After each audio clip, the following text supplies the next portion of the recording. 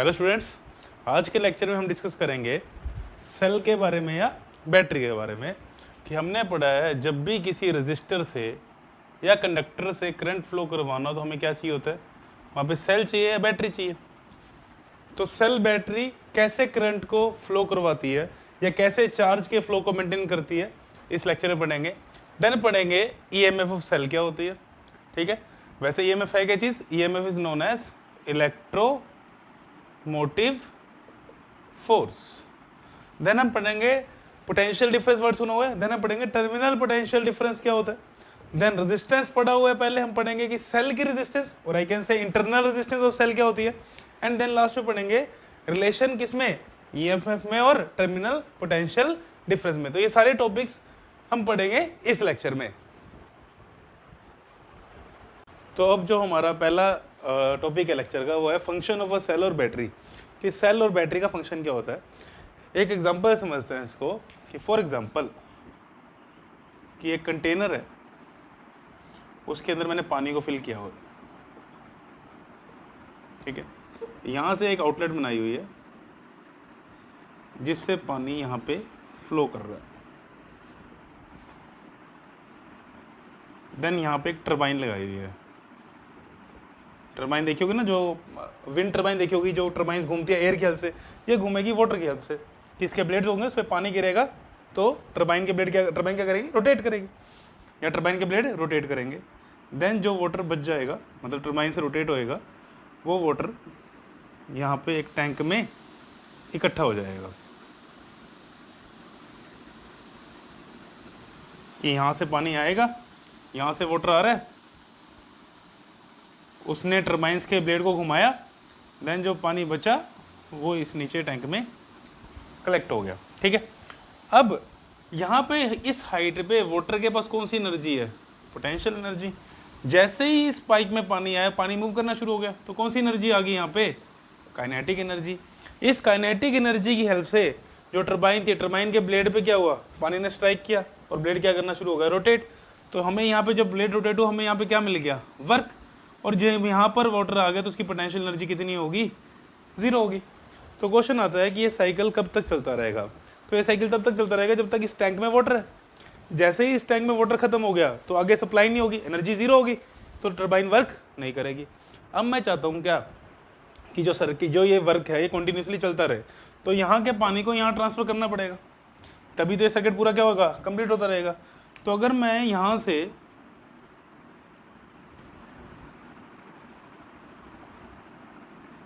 एक पाइप को कनेक्ट कर दूं तो क्या ये पानी अपने आप यहाँ फ्लो कर जाएगा? तो आंसर है नहीं।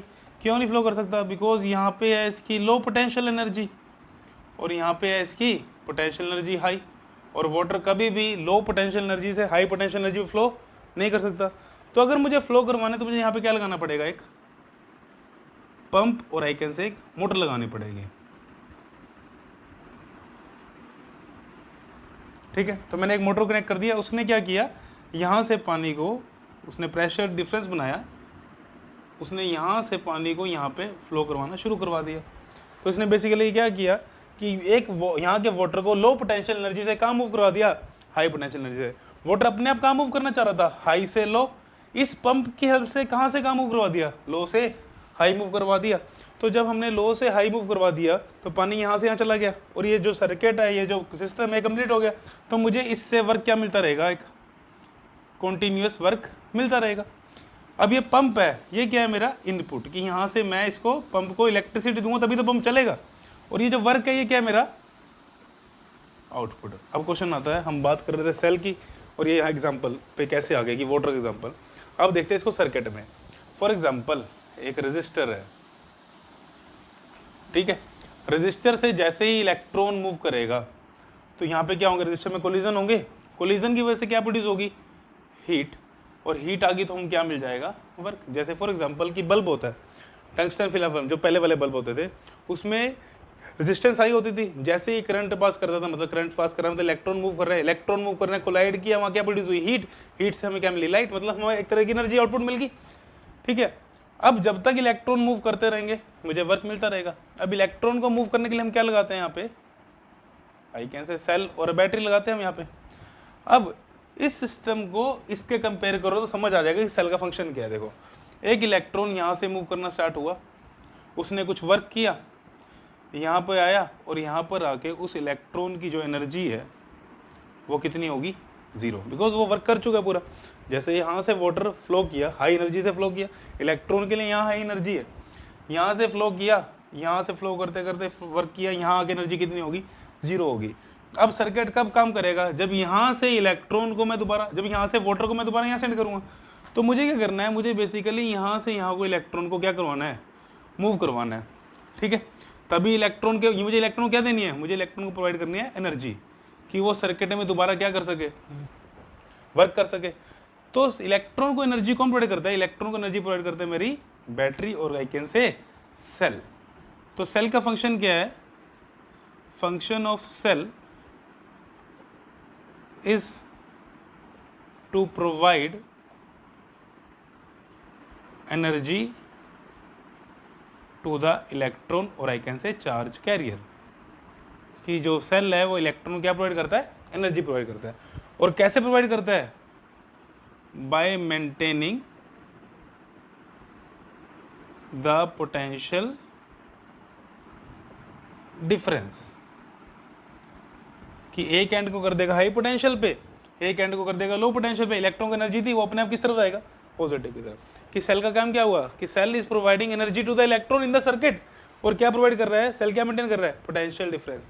सेल कोई भी चार्ज, सेल इलेक्ट्रॉन नहीं बना रहा, कि it does not, cell does not provide charge, कि सेल का काम चार्ज को प्रोवाइड करना नहीं है, इसका काम सिर्फ क्या है, एनर्जी देना, किसको, चार्ज को, ठीक है। कि यहाँ पे पंप कोई वाटर नहीं बनाना, पंप सिर्फ क्या कर रहा है, एक यहाँ के वाटर को, मतलब लो पोटेंशियल के वाटर को क्या कर रहा है, हाई पोटेंशियल पे, सो दैट वो मूव कर सके। सिमिलरली सेल भी क्या कर रहा है, इलेक्ट्रॉन को एनर्जी दे रहा है, पोटेंशियल डिफरेंस से एनर्जी मिल गई तो दैट वो सर्किट में क्या कर सके, मूव कर सके, और हमें क्या मिल जाए, हमारा वर्क मिल जाए, ठीक है। तो this is the function of cell. क्या होता है function of cell, the function of cell is to provide energy to the electron और कैसे energy to the charge carrier so that it can perform work. तो note कर लो इसको। अब नेक्स्ट टॉपिक है हमारा ईएमएफ ऑफ सेल। अब ईएमएफ क्या होता है, ईएमएफ की फुल फॉर्म है इलेक्ट्रोमोटिव फोर्स, ठीक है। क्या EMF, electromotive force, but EMF is not a force, ठीक है। नाम नेम में फोर्स है बट एक फोर्स नहीं है। कैसे, देखते हैं क्या है ईएमएफ।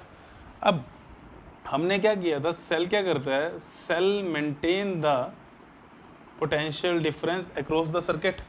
अब देखते हैं कैसे मेंटेन करता है। अब केमिस्ट्री में तुमने पढ़ा है, इलेक्ट्रोकेमिस्ट्री में सेल के बारे में, कि cell consist of two electrodes and electrolyte. कि यहाँ पे क्या है, ये क्या है, इलेक्ट्रोड्स है, और इसको एक इलेक्ट्रोलाइट में डिप किया। मैं इसकी ज़्यादा डेप्थ में नहीं जाऊँगा बिकॉज हमारे सिलेबस से टॉपिक कट चुका है।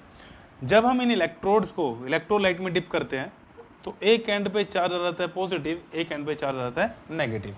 क्यों आता है, बिकॉज सेल के अंदर एक केमिकल रिएक्शन होती है, तुमने केमिस्ट्री में पढ़ चुके हो। उस केमिकल रिएक्शन की वजह से, अब सपोज किया मैंने ये दो इलेक्ट्रोड बनाए, ठीक है, ये दो इलेक्ट्रोड है, ये इलेक्ट्रोलाइट में डिप किया हुआ है।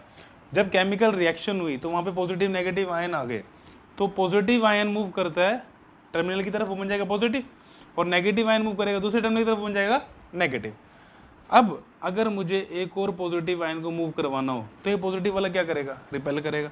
तो ये पॉजिटिव आयन इधर आ रहा है, तभी इस पर क्या बन रहा है, पॉजिटिव पोटेंशियल बन रहा है। तो ये इधर कैसे आएगा, इस पर इस केमिकल रिएक्शन की वजह से एक फोर्स लगेगा, ठीक है। और ये फोर्स है, it is non electric force, non electrostatic force. मतलब इलेक्ट्रिक फील्ड वाला फोर्स नहीं जो हमने पढ़ा कि पॉजिटिव रिपेल करते हैं, नेगेटिव अट्रैक्ट करते हैं, ऐसा कुछ नहीं है। ये पॉजिटिव, अब इसको मैं ले लेता हूँ कि force due to battery. F B क्या चीज़ है, it is force due to battery. ये बैटरी का फोर्स है, ये किस तरफ लग रहा है, इसको किस तरफ लेके जा रहा है, इस इलेक्ट्रोड की तरफ, और इस पे कौन सा चार्ज आता रह रहा है, पॉजिटिव, और इधर क्या चार्ज आता जाएगा, नेगेटिव। अब जब इधर पॉजिटिव चार्ज एक्यूमुलेट होता गया तो इधर क्या होगी, इधर एक इलेक्ट्रिक फील्ड जनरेट होगी, पॉजिटिव टू नेगेटिव, और वो इलेक्ट्रिक फील्ड इस पॉजिटिव पे किस तरफ फोर्स लगाएगी, वो फोर्स लगाएगी इस तरफ, ठीक है। तो एफ ई क्या है, F E is the electrostatic force. अब जैसे जैसे पॉजिटिव चार्ज एक्यूमुलेट होता गया, इलेक्ट्रिक फील्ड की वैल्यू बढ़ती जाएगी और इलेक्ट्रिक फोर्स भी क्या होगा, बढ़ता जाएगा। एक कंडीशन आएगी when force due to battery is equal to becomes equal to force due to electric field, कि जब जो बैटरी फोर्स प्रोवाइड कर रही है इस पॉजिटिव को, वो किसके इक्वल हो गया, फोर्स इलेक्ट्रिक है, उसके बाद तो चार्ज मूव करेगा नहीं, तो उसके बाद there will be no accumulation of charge on electrodes, कि उसके बाद चार्ज का ट्रांसफर होना किस पे बंद हो जाएगा, इलेक्ट्रोड पे, और होगा क्या कि इस पॉइंट पे एक पोटेंशियल आ जाएगा, सपोज इसको मैं ले लूँ V1, इस पॉइंट इस इलेक्ट्रोड पे एक पोटेंशियल आ जाएगा, मैं बोलूँगा V2, कि अब कोई चार्ज फ्लो नहीं कर रहा। अब कंडीशन क्या होगी, बैलेंस कंडीशन होगी, कि अब जो बैटरी का फोर्स है वो किसके बराबर हो गया, इलेक्ट्रिक फोर्स के बराबर हो गया, तो अब चार्ज का कोई एक्यूमुलेशन नहीं होगा। तो मैंने इसको क्या ले लिया, V1 पॉजिटिव वाले को, और नेगेटिव वाले को मैंने क्या ले लिया, V2, तो इन दोनों के बीच में क्या आ गया, पोटेंशियल डिफरेंस। इसी पोटेंशियल डिफरेंस को हम क्या बोलते हैं, EMF ऑफ सेल। तो EMF ऑफ सेल की डेफिनेशन बोल रहे हैं तो क्या बोलेंगे, it is potential difference across the terminals of cell. EMF क्या है, potential difference across the terminals of cell, but एक कंडीशन है, when no current is drawn from it, ठीक है, क्लियर। कि EMF क्या है, पोटेंशियल डिफरेंस ही है, मतलब V1 माइनस V2 ही है, कि पोटेंशियल डिफरेंस जितना आया, बट कंडीशन है कि सर्किट में से कोई करंट फ्लो नहीं होना चाहिए। क्यों नहीं होना चाहिए, उसकी डिस्कशन करेंगे अभी हम आगे। तो क्या हुआ, EMF is basically potential difference. अब क्वेश्चन आता है फोर्स नाम क्यों पढ़ा। अभी हमने क्या पढ़ा था कि जो सेल या बैटरी है वो क्या कर रही है, इलेक्ट्रॉन को एनर्जी प्रोवाइड कर रही है। जैसे ही हम सर्किट में रजिस्टर के अक्रॉस हम सेल लगाएंगे तो ये क्या कर रही है, ये इलेक्ट्रॉन को पुश कर रही है, तो आई कैन से इलेक्ट्रॉन के ऊपर क्या लगा रही है, फोर्स लगा रही है, तो ये वो मूव करे, तो इसलिए इसका नाम क्या पड़ गया था, electromotive force. But originally cell क्या प्रोवाइड कर रहा है, ओरिजिनली सेल प्रोवाइड कर रहा है इलेक्ट्रॉन को क्या, energy provide to the electron, ठीक है, क्लियर। तो EMF होता क्या है, EMF is the potential difference across the terminals of cell when no current is drawn from it, मतलब जब कोई करंट ड्रॉ ना करे किससे, इस सेल से, तो जो इसके इलेक्ट्रोड्स के बीच में पोटेंशियल होगा that will be known as EMF of cell. जैसे तुम घरों में सेल देखते हो 1.5 वोल्ट के या 12 वोल्ट की बैटरी आती है, वो उसकी क्या है, EMF, बट वो EMF तब है जब हमने उसको सर्किट से कनेक्ट नहीं किया हुआ। जैसे ही हम उसको सर्किट से कनेक्ट करेंगे वो वैल्यू 12 वोल्ट नहीं रहेगी, क्यों नहीं रहेगी वो डिस्कस करेंगे अभी हम आगे। तो EMF क्या हुआ, it is across the potential difference, it is the potential difference across the terminals of cell, जब उससे कोई करंट विड्रॉ नहीं किया हुआ। तो इसको नोट कर लो। तो हमने EMF की डेफिनेशन क्या पढ़ी, EMF की डेफिनेशन पढ़ी, it is the potential difference across the terminals of cell और I can say electrodes when no current is drawn from it, कि जब बैटरी से कोई करंट विड्रॉ ना करो तो जो उसके एंड्स पे पोटेंशियल डिफरेंस होगा that is known as EMF। तो अगर पोटेंशियल डिफरेंस है तो EMF की यूनिट क्या होगी, वोल्ट होगी, ठीक है, क्लियर। अब देखते हैं कि सेल कैसे वर्क करता है। फॉर एग्जांपल ये रजिस्टर है, यहाँ मैंने एक सेल लगाया, तो ये एंड पॉजिटिव ये एंड नेगेटिव। तो बेसिकली सेल है क्या चीज़, कि यहाँ पे दो इलेक्ट्रोड्स लगी हुई है, यहाँ पॉजिटिव ये नेगेटिव, और यहाँ पे क्या है, इलेक्ट्रोलाइट फिल किया हुआ है। इसी को हम सेल की तरह दिखाते हैं ना, तो ये क्या आ गया, इलेक्ट्रोलाइट। तो अब जैसे इसको हमने सर्किट से कनेक्ट किया तो जो इधर नेगेटिव चार्ज एक्यूमुलेट हुआ था वो सर्किट में मूव करेगा, इधर से इलेक्ट्रॉन मूव करने शुरू हो गए, और जैसे ही इलेक्ट्रॉन इधर आया अब सर्किट कंप्लीट कब होगा? जब ये इलेक्ट्रॉन किस तरफ मूव करेगा, जब ये इलेक्ट्रॉन इधर मूव कर जाएगा तभी तो सर्किट कंप्लीट होगा, ठीक है। तभी तो सर्किट में क्या फ्लो होगा? करंट फ्लो होगा, बिकॉज अगर इलेक्ट्रॉन यहीं पे आके रुक गया तो सर्किट इज इनकम्प्लीट। कि मैं बोलूं कि फॉर एग्जांपल ये सेल है और ये बीच में ऐसे ओपन है, क्या कोई करंट फ्लो करेगा? नहीं फ्लो करेगा, बिकॉज यहां से इलेक्ट्रॉन का मोशन नहीं होगा। तो सर्किट में करंट कब फ्लो होगा? सर्किट में करंट तब फ्लो होगा जब वो इलेक्ट्रॉन इधर अंदर से भी क्या कर जाएगा, सेल के क्रॉस भी क्या करेगा? मूव करेगा। अब क्वेश्चन आता है कि यहाँ पे क्या है? नेगेटिव टर्मिनल, तो इलेक्ट्रॉन ऐसे मूव क्यों करेगा? तो यहाँ पे कौन सा फोर्स आएगा? हमने पढ़ा था कि बैटरी एक्सर्ट फोर्स, कौन सा force?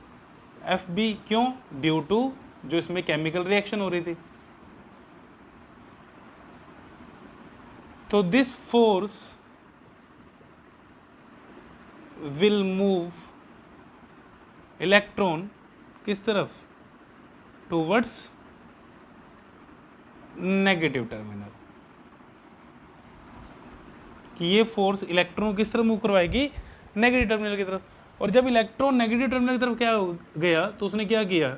It gains energy. Electron को क्या मिल गई? एनर्जी मिल गई। और वो क्या फ्लो करना शुरू हो जाएगा? सर्किट के अंदर इलेक्ट्रॉन क्या करना शुरू कर जाएगा? फ्लो होना शुरू हो जाएगा। जैसे फॉर एग्जांपल एक स्प्रिंग था, स्प्रिंग को हमने क्या कर दिया? कंप्रेस कर दिया, उसमें कोई एनर्जी नहीं थी। जैसे हमने कंप्रेस किया उसमें क्या आ गई? एनर्जी। और जैसे ही वो रिलीज होगी तो स्प्रिंग से हम क्या करवा सकते हैं? वर्क करवा सकते हैं। कि यहाँ पे बैटरी ने इस इलेक्ट्रॉन को इस तरह पुश किया, इलेक्ट्रॉन में क्या स्टोर होगी? एनर्जी। और उस एनर्जी से इलेक्ट्रॉन दोबारा किस तरह मूव करेगा? पॉजिटिव टर्मिनल की तरफ। तो मैंने ये बताया था कि सेल जो होता है वो क्या प्रोवाइड करता है? It provides energy to the electron. तो सेल ने जब इलेक्ट्रॉन सेल के अंदर आए तो उसने क्या गेन कर ली? एनर्जी। कि इलेक्ट्रॉन जैसे ही सर्किट मूव कर रहा है उसकी एनर्जी क्या हो रही है? खत्म होती जा रही है। जैसे ही वो सेल के अंदर आया उसकी एनर्जी क्या होगी? इंक्रीज होगी। अगेन सर्किट में मूव किया, अगेन एनर्जी खत्म होगी, अगेन एनर्जी गेन की, देन सर्किट में अगेन मूव कर लिया। तो सेल जो है मेरे बेसिकली क्या प्रोवाइड कर रहा है? It is providing energy to the electron. जो मेरा सेल है वो इलेक्ट्रॉन को क्या प्रोवाइड कर रहा है?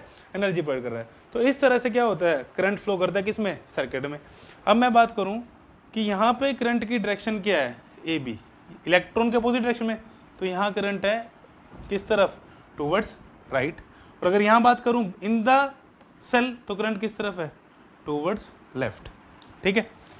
तो अगर बात करें in the circuit, electron moves from कहां से कहां? नेगेटिव टर्मिनल टू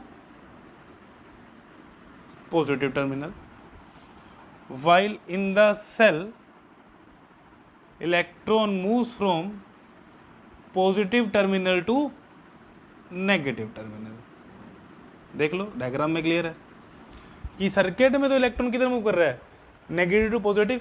और सेल के अंदर इलेक्ट्रॉन किधर मूव कर रहा है? पॉजिटिव से नेगेटिव।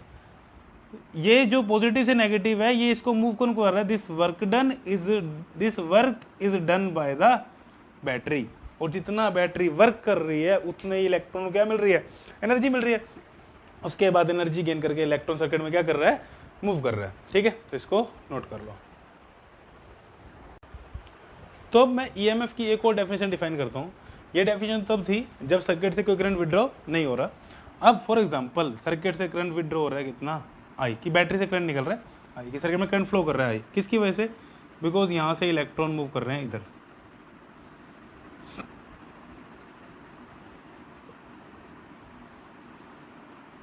ठीक है। और सेल के क्रॉस भी इधर मूव कर रहा है इलेक्ट्रॉन। तो जो बैटरी है, जो एनर्जी बैटरी ने कितनी एनर्जी बैटरी या सेल ने कितनी प्रोवाइड की? इतनी प्रोवाइड एनर्जी प्रोवाइड कर रहा है कि इलेक्ट्रॉन जो है वो एक टर्मिनल से स्टार्ट होके कि नेगेटिव से स्टार्ट हुआ, पॉजिटिव पे आया और दोबारा कहाँ आ जाए? नेगेटिव पे। कि एक सर्किट को कंप्लीट कर ले। तो जो एनर्जी मिली that will be equal to EMF. तो ईएमएफ क्या है? It is work done by the cell in moving unit positive charge once around a complete circuit।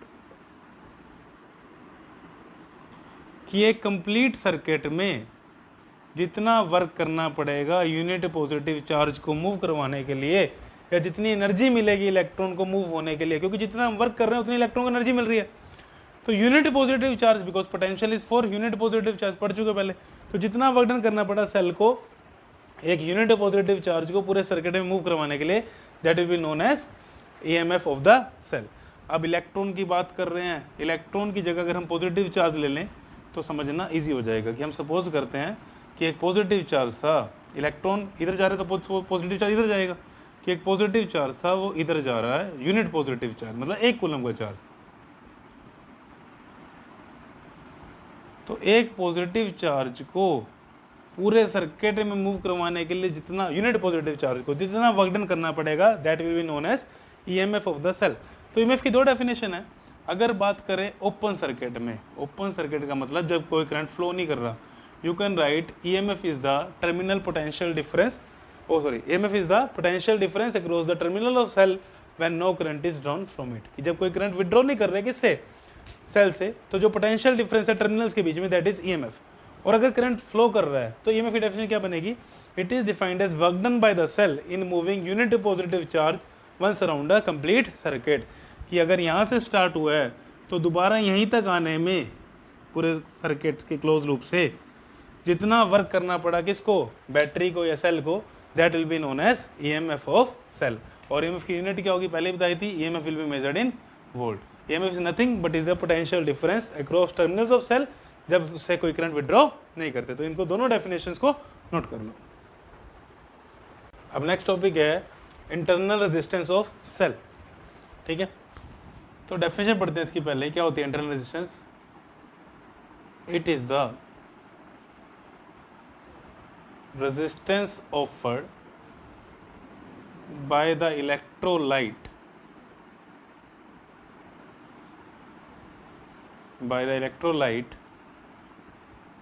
to the flow of charges through it। कि जब electrolyte के अंदर से charge flow करेगा तो जो रेजिस्टेंस ऑफर होगी that is known as internal resistance of cell. उसको नोट करते हैं हम किससे, स्मॉल आर से। फॉर एग्जांपल कि जैसे ये सर्किट में हमने किया रेजिस्टर लिया, ये एक्सटर्नल रेजिस्टेंस है जो हमने कनेक्ट किया सर्किट के अक्रॉस। देन हमने सेल लिया, अब सेल का सिंबल बनाने जाए, मैं सेल बना रहा हूँ। देन हमने यहाँ क्या लिया, एक इलेक्ट्रोलाइट फिल करते हैं।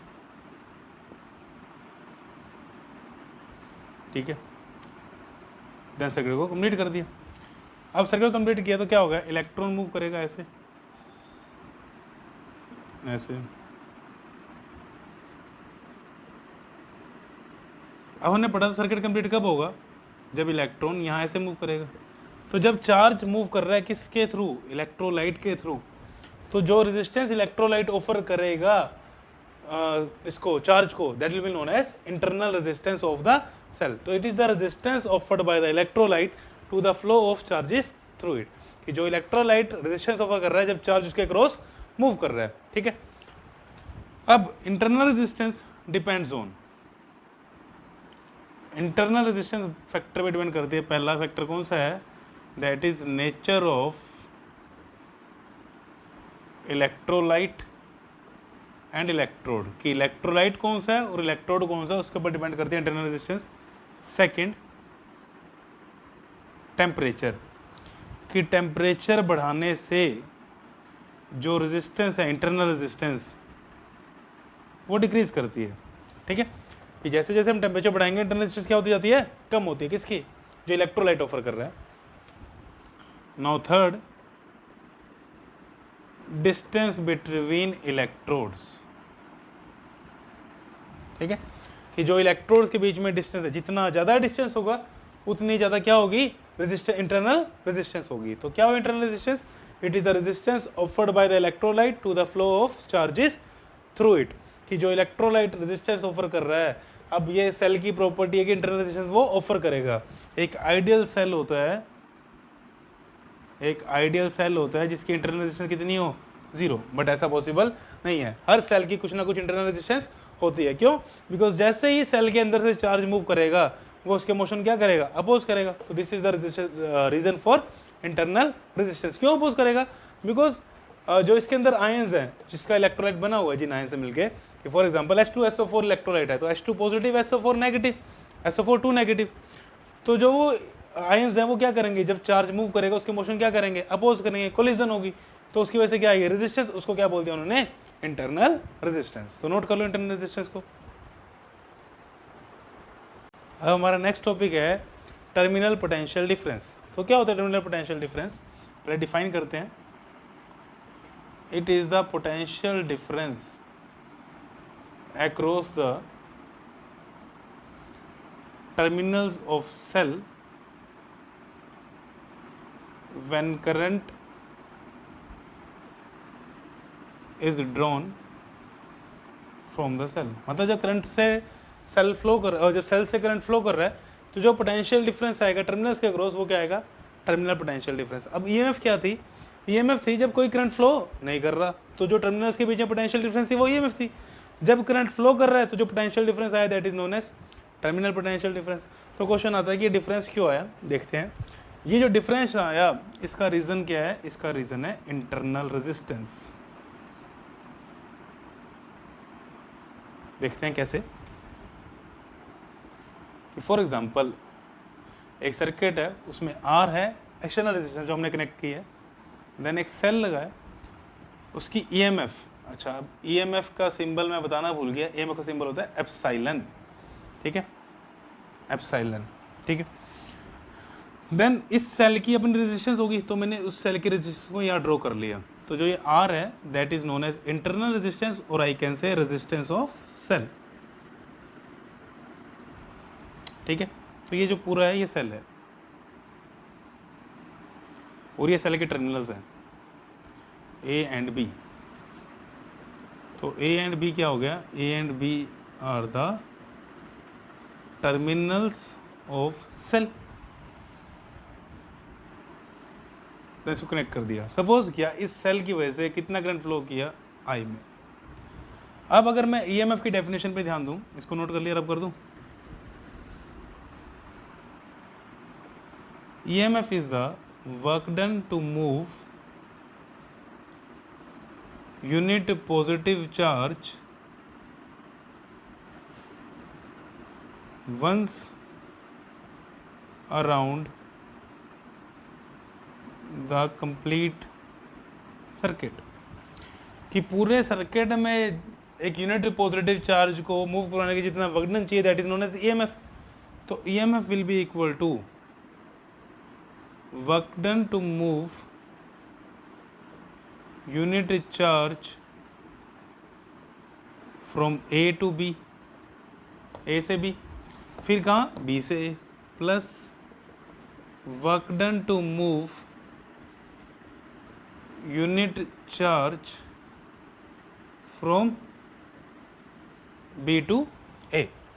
कि जितना वर्क डन मुझे करना पड़ा चार्ज को ए से मूव कराने, बी मूव कराने के लिए, प्लस बी से ए मूव कराने के लिए यूनिट पॉजिटिव चार्ज को, that will be known as EMF of the cell. इसको नोट करो, फिर आगे कंटिन्यू करते हैं। अब वर्क डन पर यूनिट चार्ज क्या होता है, पोटेंशियल डिफरेंस। हमने पिछले चैप्टर में पढ़ा था ना, potential difference between two points is equal to work done divide by charge, जिस चार्ज को मूव कर रहे हैं, ठीक है। अब unit charge from A to B, A और बी के बीच में पोटेंशियल डिफरेंस, ठीक है। तो EMF will be equal to, अब ए और बी के बीच में जो पोटेंशियल ड्रॉप हो रहा है वो किसके क्रॉस हो रहा है, आर के क्रॉस। तो I can say EMF will be equal to potential drop across resistance R, plus जब यहां से यहां आ रहा है बी से, तो पोटेंशियल ड्रॉप किसके क्रॉस हो रहा है, स्मॉल आर के क्रॉस। तो I can write potential drop across internal resistance R. So I can say EMF will be equal to IR, potential drop across resistance, इसके क्रॉस करंट फ्लो कर रहा है I, पोटेंशियल ड्रॉप कितना होगा IR plus I into small r, ठीक है, इसके cross potential drop. अब मुझे चाहिए potential drop across terminals of cell, और I can say potential drop across A B के क्रॉस। अब देखो फॉर एग्जांपल मैं बोलूँ कि ये ए बी सपोज ऐसे है और यहाँ पे लगा एक रेजिस्टेंस, तो पोटेंशियल ड्रॉप कितना होता है, आई आर होता है अगर करंट आई हो आर हो। तो जो ये पोटेंशियल है I R that is equal to potential drop across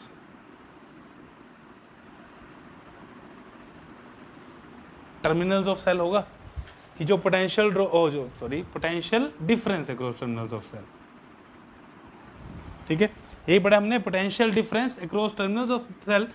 जितना यहाँ पोटेंशियल डिफरेंस है वो किसके अक्रॉस ड्रॉप हो रहा है, आर के अक्रॉस। देखो अगर मैं यहाँ पे लिखूँ वी ए बी, इसके ऊपर क्वेश्चन हम करके आए हैं पहले ही, that is equal to I R, कि जो potential difference across A B है that must be equal to I R. तो जो अब ए पॉइंट यहाँ पे, बी पॉइंट यहाँ पे, बीच में रेजिस्टेंस सिर्फ कितनी है, आर। तो potential difference across A B V A B is equal to I R. और इसी पोटेंशियल डिफरेंस को हम क्या बोलते हैं, इसी पोटेंशियल डिफरेंस को हम क्या बोल देते हैं, टर्मिनल पोटेंशियल डिफरेंस। ठीक है, इसकी डेफिनेशन यही पढ़ी थी ना, it is the potential difference across the terminals of cell when no current is drawn from it. तो इसको सपोज में लिख दिया किससे, V से, तो E is equal to V plus I R, तो V will be equal to E minus I R. तो ये फॉर्मूला आया किसके लिए, ये फॉर्मूला आया हमारा टर्मिनल पोटेंशियल डिफरेंस के लिए। ठीक है, this is the formula for terminal potential difference, V is equal to E minus I R. तो देखो क्या पता लगा हमें, इसको रब कर दूं, जैसे समझाने के लिए बताया था कि जो V है वो E के इक्वल नहीं है, कि जब हम करंट विड्रॉ कर रहे हैं तो जो पोटेंशियल डिफरेंस है that is known as terminal potential difference. कि अगर मैं लिखूँ सिंपल लैंग्वेज में कि potential difference across terminals of cell, दो केस हैं, जब करंट विड्रॉ नहीं किया नो करंट, और जब करंट विड्रॉ कर लिया। तो जब करंट विड्रॉ नहीं किया तो उसको हम क्या बोल देंगे, ईएमएफ। और जब करंट विड्रॉ कर लिया है, जब करंट विड्रॉ नहीं किया तो ईएमएफ, जब करंट विड्रॉ कर लिया that is known as terminal potential difference. देखो इस इक्वेशन से प्रूव कर सकते हैं हम। इक्वेशन क्या आई, V is equal to E minus I R. If I zero हो जाए, अगर I की वैल्यू क्या हो जाए, जीरो, मतलब करंट फ्लो नहीं कर रहा, तो V किसके इक्वल आ जाएगा, E के इक्वल आ जाएगा। तो पोटेंशियल डिफरेंस किसके क्लोज आ गया, ईएमएफ ऑफ सेल। मतलब जब कोई करंट फ्लो नहीं कर रहा तो जो पोटेंशियल डिफरेंस है टर्मिनल के across that is known as EMF of cell. और जब करंट फ्लो करेगा तो जब पोटेंशियल डिफरेंस मेजर करेंगे that will be known as terminal potential difference. अब एक और पॉइंट, अब मैंने क्या बोला था कि टर्मिनल पोटेंशियल डिफरेंस का रीजन क्या आने का, टर्मिनल पोटेंशियल डिफरेंस किसकी वजह से आया, it is due to internal resistance of cell. अगर R जीरो हो जाए, कि इंटरनल रेजिस्टेंस है ही नहीं, तो इक्वेशन में देखो V is equal to E minus I into zero, तो भी V किसके इक्वल हो जाएगा, E के। मतलब जो टर्मिनल पोटेंशियल डिफरेंस है that is equal to EMF minus potential difference across internal resistance. कि अगर इंटरनल रेजिस्टेंस के अक्रॉस कोई पोटेंशियल ड्रॉप नहीं हो रहा तो टर्मिनल पोटेंशियल डिफरेंस किसके इक्वल आ जाएगा, ईएमएफ ऑफ सेल के। और जितना पोटेंशियल डिफरेंस ज़्यादा होता जाएगा उतनी टर्मिनल पोटेंशियल डिफरेंस की वैल्यू भी क्या होती जाएगी, कम होती जाएगी। कि जितनी इंटरनल रेजिस्टेंस ज़्यादा होगी, हायर द इंटरनल रेजिस्टेंस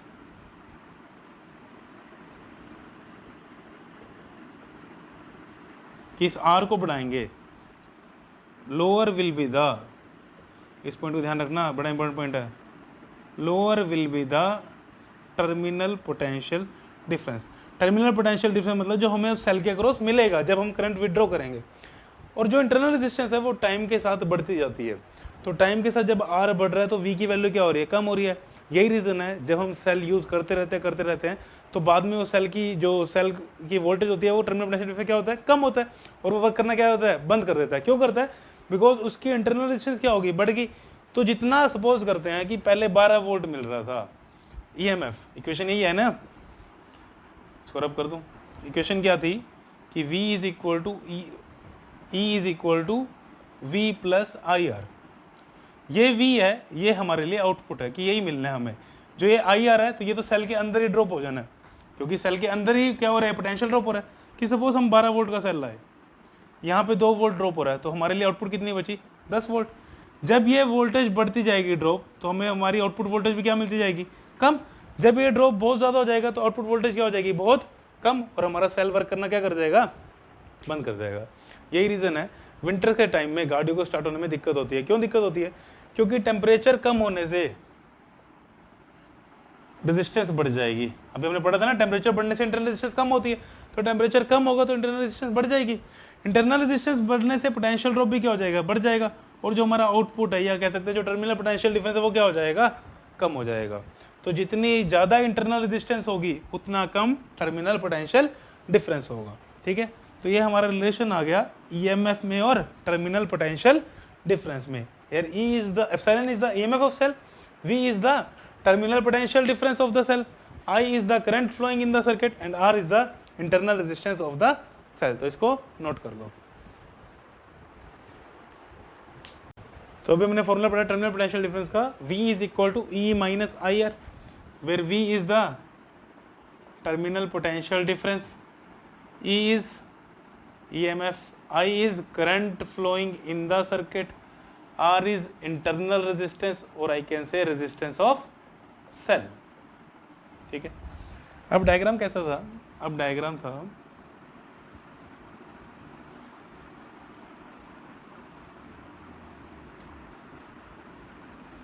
ये external resistance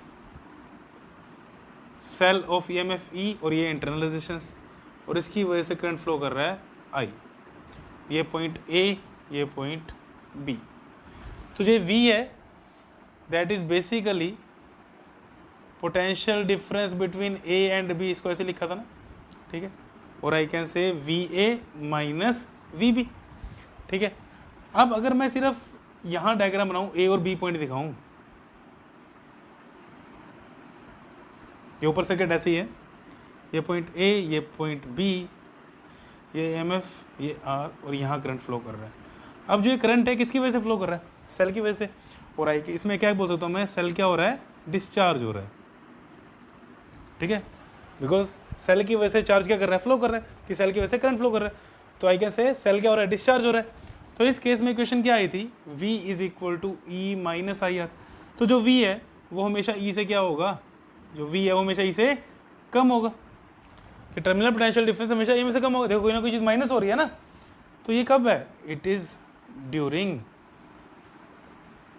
discharging of cell. But कई बार केस कैसे रहता है, कई बार केस आता है कैसे,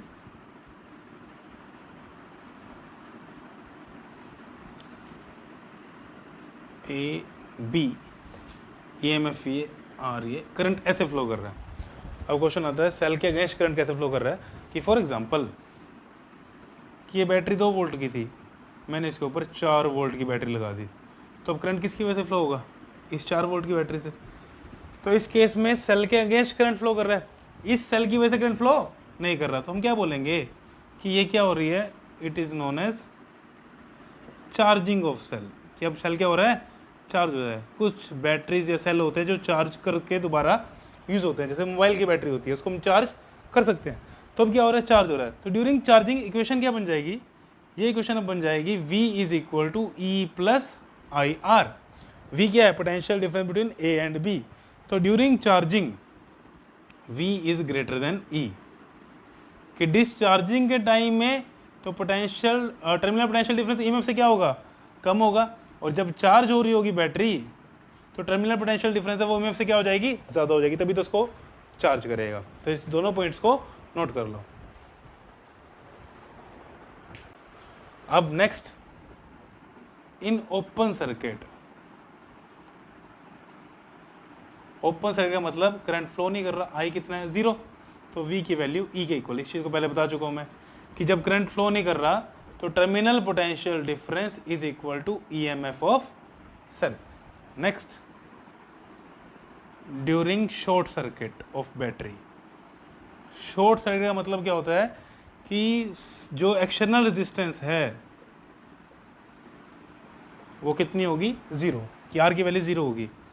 कि मैंने क्या किया, ये सेल था, ये सेल की इंटरनल रेजिस्टेंस, इसके दोनों टर्मिनल को सीधे कनेक्ट कर दिया बिना किसी रेजिस्टेंस के, तो इसको बोलते हैं बैटरी क्या होगी है, शॉर्ट सर्किट। ठीक है। अब अगर याद हो तो ईएमएफ का फॉर्मूला क्या आया था, ईएमएफ का फॉर्मूला आया था I R plus I are, इसको हमने वी लिखा था। तो अगर मैं यहाँ से आई निकालूँ तो क्या आएगा, आई आर प्लस आर, तो I is equal to E by R plus R, और इस चीज़ को हमने क्या लिखा था, V, that is equal to I R, terminal potential difference. अब आर कितना हो गया है, रेजिस्टेंस कितनी होगी है, जीरो, एक्सटर्नल रेजिस्टेंस जीरो, तो V is equal to I into zero, that is equal to zero.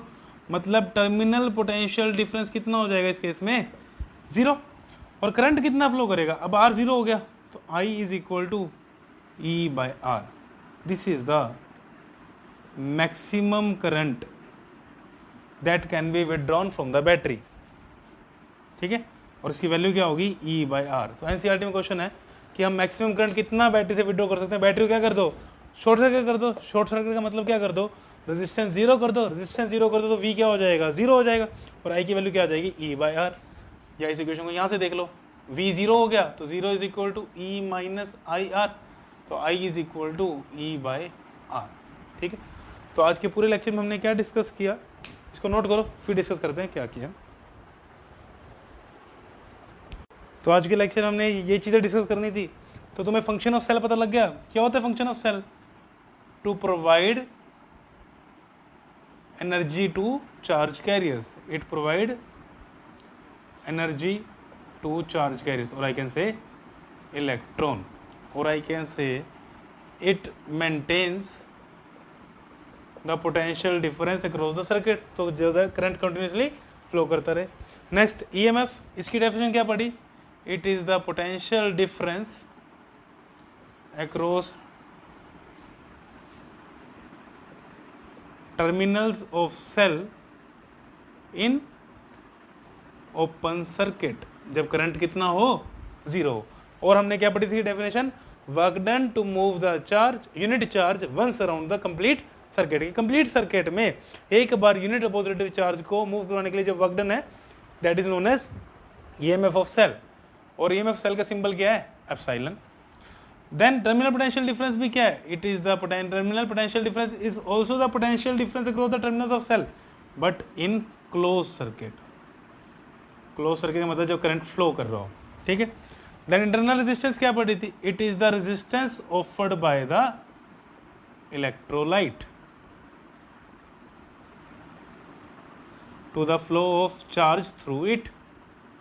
Then factor पढ़े थे, किस पे डिपेंड करते हैं, nature of electrolyte and electrodes. Then temperature बढ़ाने से रेजिस्टेंस कम होती है, then distance between the electrodes. Then relation between E and V, अगर डिस्चार्ज हो रहा हो सेल तो क्या फॉर्मूला पड़ा, V is equal to E minus I R. अगर सेल चार्ज हो रहा हो तो V is equal to E plus I R. अगर ओपन सर्किट हो, मतलब करंट फ्लो नहीं कर रहा, तो V is equal to E, और शॉर्ट सर्किट हो तो V is equal to zero.